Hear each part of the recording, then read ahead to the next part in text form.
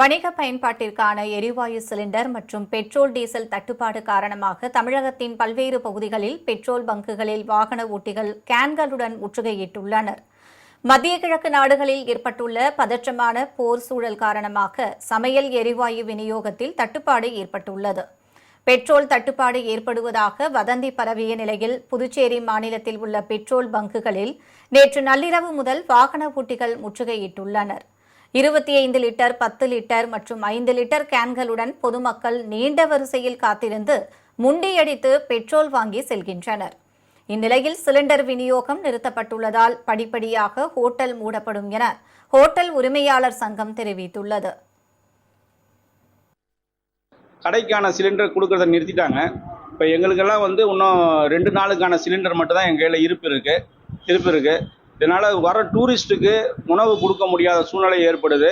அதேமாதிரி பார்த்தீங்கன்னா இப்போ பயங்கரமான சிலிண்டர் தட்டுப்பாடில் காலை மட்டும்தான் நடத்த முடியுது. காலை மதிய கடை, ஒருவேளை நைட்டு கடையை நடத்த முடியாமல் நாங்கள் மூடிட்டு போயிடுறோம். நாங்கள் இப்போ சிலிண்டர் தட்டுப்பாடு பெரிய இதாகிறதால இந்த அரசாங்கம் எங்களுக்கு ஹோட்டல் உரிமையாளர்கள் எல்லாருக்குமே டெய்லி ஏதாவது 1 சிலிண்டர் 2 சிலிண்டராக கொடுக்கறதுக்கு ஏதாவது உதவி பண்ணாங்கன்னா கொஞ்சம் அதை கஷ்டப்படுறதுல உதவியாக இருக்கும். இதேபோல் காரைக்கால் மாவட்டத்தில் எரிபொருள் அதிகம் பயன்படுத்தக்கூடிய உணவு வகைகள் முற்றிலுமாக நிறுத்தக்கூடிய அபாயம் உள்ளதாக உணவக உரிமையாளர்கள் தெரிவித்துள்ளனர்.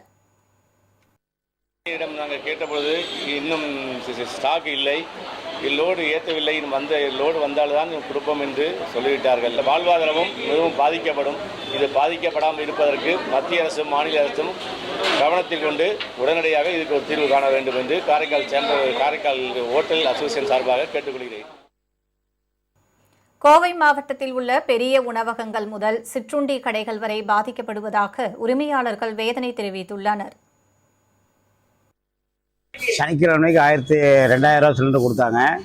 நேற்றுக்கு 2500, இன்றைக்கி 3300 கேட்குறாங்க. எப்படி தொழில் பண்ணுறதுன்னு தெரியல. நாங்களும் எல்லாத்துக்கும் 5 ரூபா எவ்வளோ ஏற்றலாமல் இருக்கிறோம். இருந்தாலும் கட்டுப்படி ஆகாது. இதை தக்காளியுமே தொழில் நடந்துகிட்டு இருக்குது. இப்போதைக்கு கைவசம் ஒரு சிலிண்டர் இருக்கிற வரையும் கடை நடத்தலாம்னு ஒரு ஐடியாவில் இருக்கிறோம். மதுரை மாவட்டம் மாட்டுத்தாவணி பகுதியில் உள்ள விறகு விற்பனை கடைகளில் உணவகங்களைச் சேர்ந்தவர்கள் ஒரே நேரத்தில் அதிக விறகுகளை வாங்கும் நிலை ஏற்பட்டுள்ளது. இதனால் 6000 ரூபாய்க்கு விற்பனை செய்யப்பட்ட 1 டன் விறகு தற்போது 10,000 ரூபாய் வரை விற்பனை செய்யப்படுவதால் உணவக உரிமையாளர்கள் வேதனையடைந்துள்ளனர். சார், இப்போ கேஸ் தட்டுப்பாடுனால இப்போ விறகு ஜாஸ்தியாக கேட்குறாங்க ஹோட்டல்காரங்க. அதனால இப்போ வாங்கிட்டு போகிறாங்க. எல்லாரும் விறகு ஹோட்டல்காரங்க பூரா வாங்கிட்டு போகிறாங்க. அதனால வரத்து விறகு இப்போ கம்மியாக தான் வந்துகிட்டு இருக்கு. இப்போ ஹோட்டல்காரங்க அதிகமாக கேட்கறதுனால வரத்து கம்மியாக இருக்கு. இப்போ எல்லாரும் ஹோட்டல்காரங்க வாங்கிட்டு போகிறாங்க. எல்லாரும் 200 ரூபா 220 போட்டோம். இப்போ இந்த ஹோட்டல்காரங்க வந்ததுனால இப்போ எங்கள் விறகு விலையும் இப்போ கூடிடுச்சு. தூக்கு 300 ரூபா போடுறோம் சார். 300 ரூபா போட்டுக்கிட்டு இருக்கேன். ஆனால் சிலிண்டர் தட்டுப்பாடு வந்தது மாதிரி எங்களுக்கும் தட்டுப்பாடு வரும் போல தெரியுது. சமையல் எரிவாயு தட்டுப்பாட்டை போக்க ஒன்றிய அரசு நடவடிக்கை எடுக்க வேண்டும் என்று திருவாரூரில் வணிகர்கள் மற்றும் பொதுமக்கள் கோரிக்கை விடுத்துள்ளனர். கேஸ் அந்த விலை ஏறானதுக்கு கேஸ் கிடைக்க மாட்டேங்குது.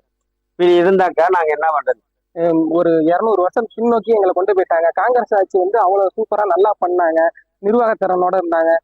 இவங்க மன்னர் ஆட்சி போல இவங்க சொல்றதான் சட்டம், சொல்றதான் திட்டங்கிற மாதிரி கொடுங்கோல் ஆட்சி மாதிரி செஞ்சுக்கிட்டு இருக்காங்க. இன்னைக்கு பெட்ரோலும் கிடைக்கிற, இன்னும் கொஞ்சம் நல்லா கிடைக்காது, டீசலும் கிடைக்காது, எல்லாம் சைக்கிள்ல தான் போகணும். ஒரு மன்னராட்சி காலத்துல எப்படி வாழ்ந்தோமோ அது மாதிரிதான் இவங்க கொண்டு போயிட்டு இருக்காங்க.